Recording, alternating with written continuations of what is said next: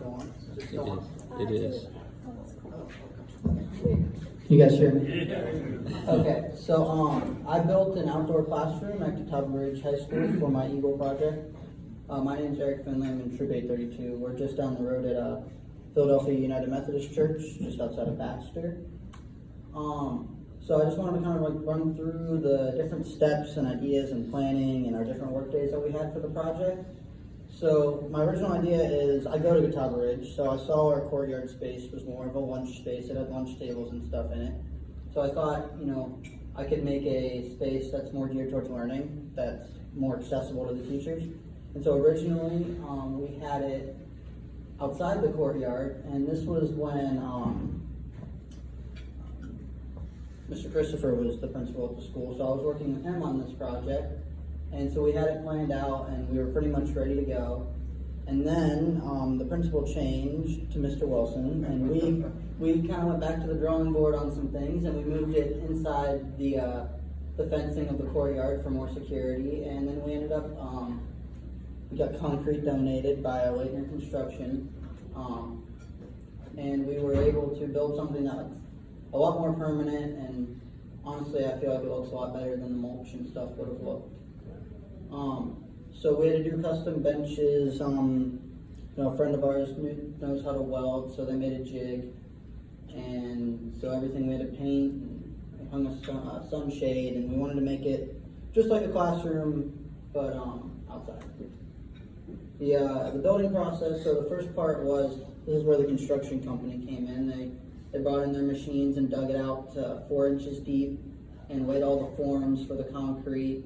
But we had to leave our site very clean and out of the way because school was in session, and we could not leave it dangerous or hazardous. Teachers used this pathway to get to the student cars, out to their cars and into class every day.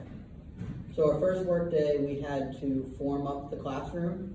So those are 16-foot tall posts that we had to dig like 2 feet into the ground, and then we had to lay the we had to put pieces of wood to hold them up until they poured the concrete.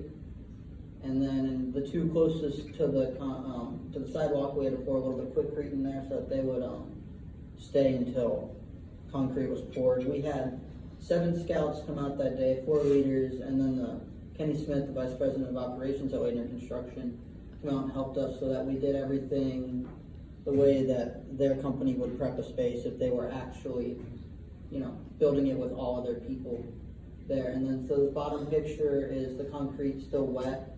They poured it way early in the morning before school started so that we had time to clean up and be out of the way once school began. So in our second and third work day, while we waited for the concrete to kind of cure and be ready to build on, we had to assemble the benches. So I made 8 benches. They're all 8 feet long, and then we had one that's only 6 feet long so that you could roll a wheelchair up into that space, and I'll touch on that later. And so each bench had 2 boards and 3 legs, and so there was a lot of hardware that went into it, and it took a couple days because we had to paint, do extra applications of paint.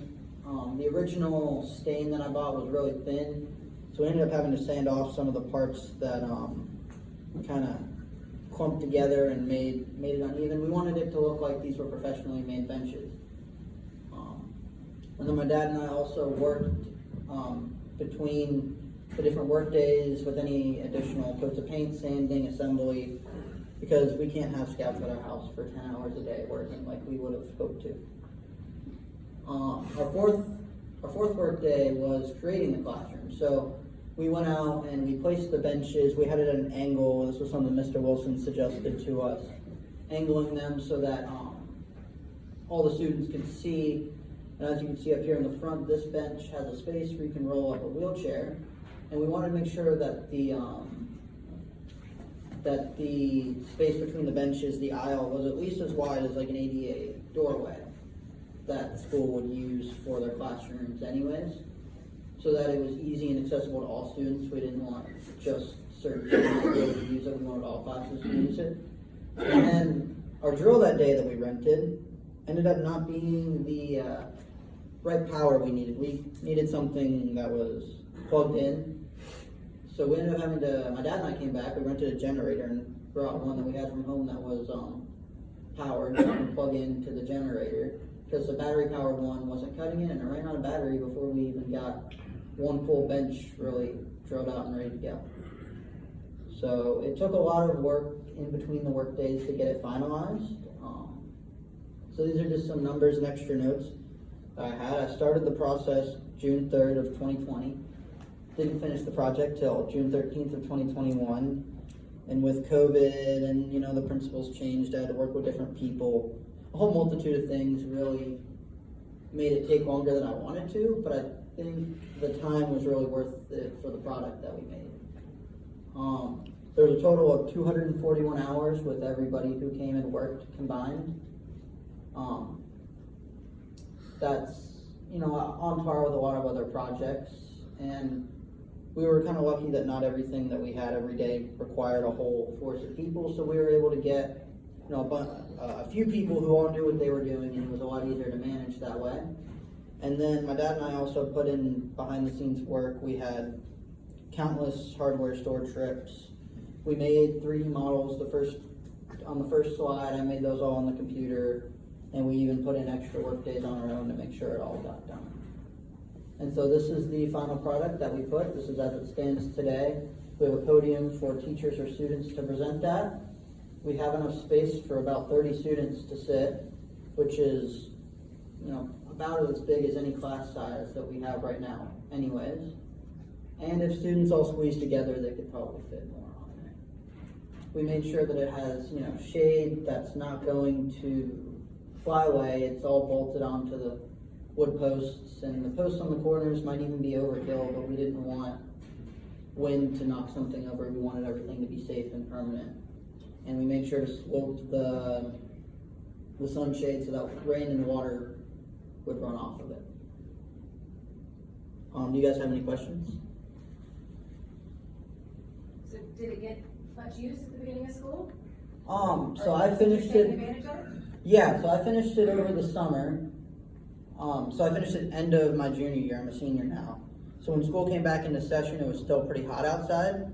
But this fall, I've seen a lot of classes using it. And I'm sure as it warms up again into the spring, there will be even more students using it.